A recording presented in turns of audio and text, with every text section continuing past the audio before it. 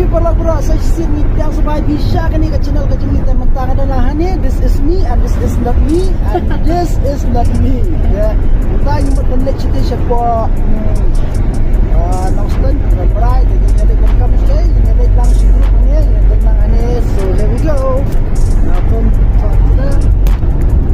this is story Jalan London The driver. and this is mantapnya okay. And this is Muhor Langki. So guys, kita nilai cerita sekarang menang bakal ak menang insya Allah ban. Nah nilai ternyata ini dalam ini paibok pariang. Di way penulisar development sosok KJM pada way kita crowd di way itu traveling master